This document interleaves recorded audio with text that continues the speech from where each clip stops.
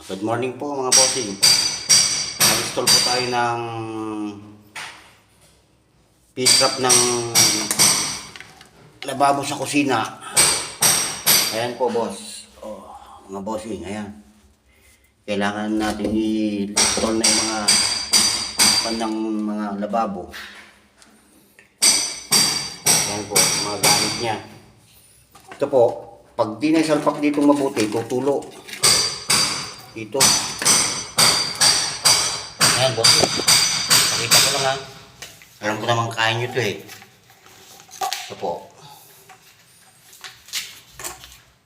Dapat po ito laging kung dito sa may loob ng kanya. Nakasalpak na mabuti para hindi siya mag-leak. Ayan po. Ayan dapat ang laging natin sinecheck para hindi siya mag-leak. Hindi tayo baklas ng baklas. Yan.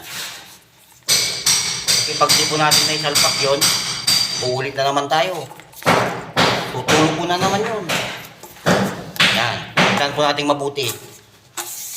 Yan. Ito pa po isa. Ito. Pinaka-main niya. Yan. Salpak din po natin ng maigi. Ganyan. So, pag hindi po natin na salpak na maigi, tutulo.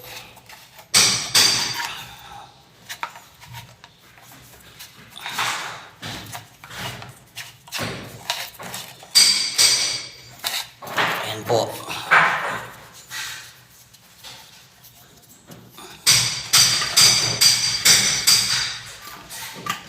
Ngayon, lalagyan ko na po itong pinaka-main kwan niya.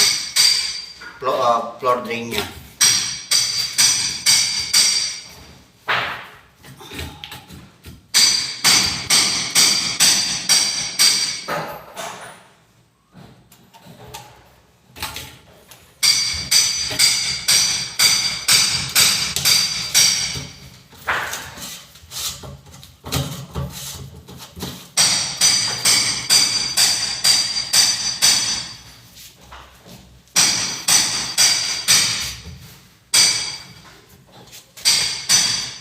Yan po. Tapos, itong isa naman sa kabila.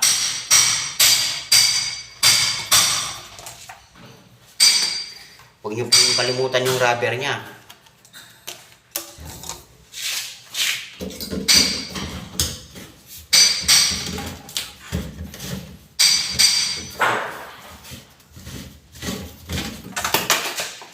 Ay, sorry po.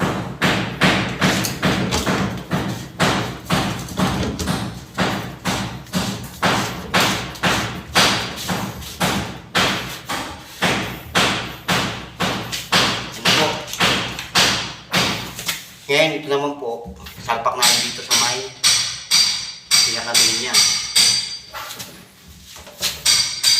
Ganun din po, isalpak din natin mabuti ito para hindi tumulo.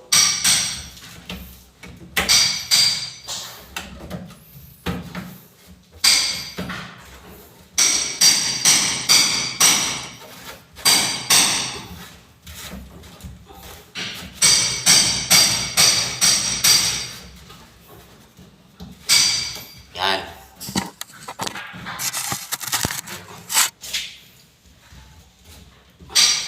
Ngayon, ito rin po sa may downspan niya sa may tubo. Connect na po natin.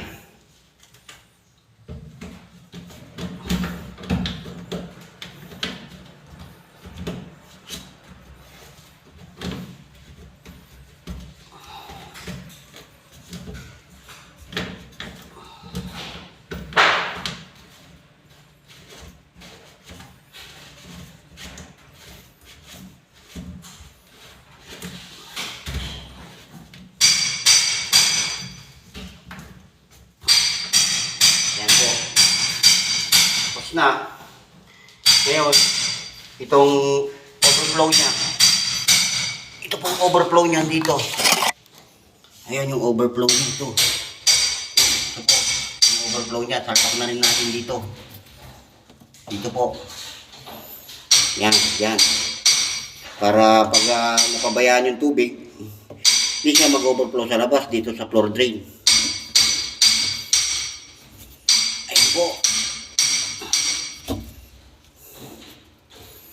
Okay na po.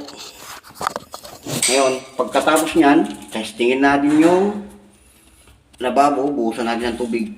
Tingnan po natin kung may leak. Ayan po. Lagyan natin ng tubig.